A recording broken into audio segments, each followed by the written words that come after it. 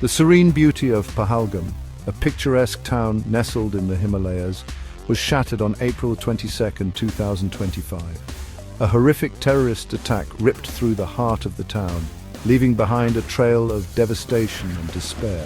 The attack, attributed to Pakistan-based terrorist groups Jaish-e-Mohammed and Lashkar-e-Taiba, claimed the lives of 26 innocent civilians.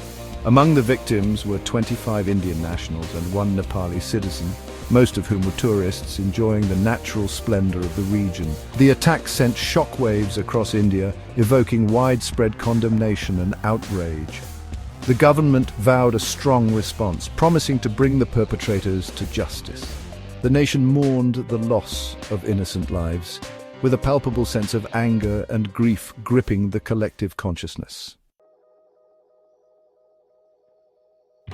In the pre-dawn hours of May 7, 2025, India launched Operation Sindoor, a carefully calibrated military operation targeting terrorist infrastructure within Pakistan and Pakistan-administered Kashmir. The operation, involving precision strikes by the Indian Army and Air Force, marked a significant escalation in India's response to cross-border terrorism. The strikes were carried out with pinpoint accuracy, targeting at least 9 locations believed to be training camps, logistical hubs and command centers of Jaish-e-Mohammed and Lashkar-e-Taiba.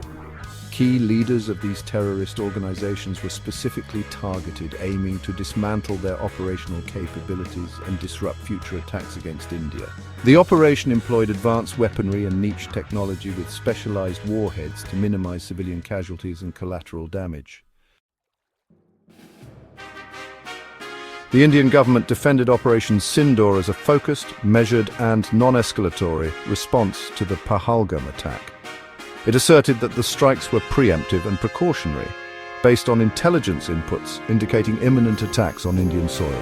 Defence Minister Rajnath Singh declared victory to Mother India, while the Indian Army proclaimed justice is served.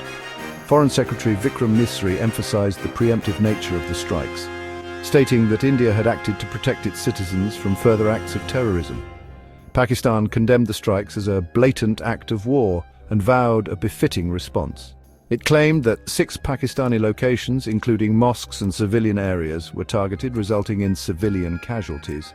Pakistan's Inter-Services Public Relations (ISPR) Director General Lieutenant Ahmed Sharif Chaudhry confirmed the strikes and accused India of violating the line of control. He asserted that Pakistan reserved the right to respond at a time and place of its choosing. Operation Sindoor represents a dangerous escalation in the long-standing conflict between India and Pakistan. The two nuclear-armed neighbors have fought 3 major wars since their independence in 1947, 2 of which were over the disputed region of Kashmir. A fragile ceasefire agreement established in 2003 and reaffirmed in 2021 has been marred by frequent violations and cross-border shelling.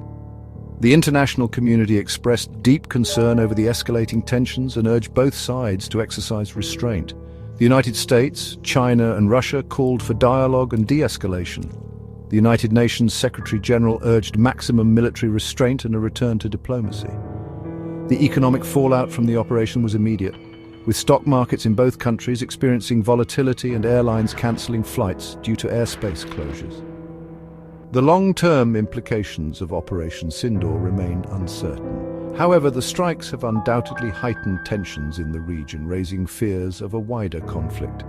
The international community faces the daunting task of mediating between the 2 nuclear-armed rivals and preventing a catastrophic escalation.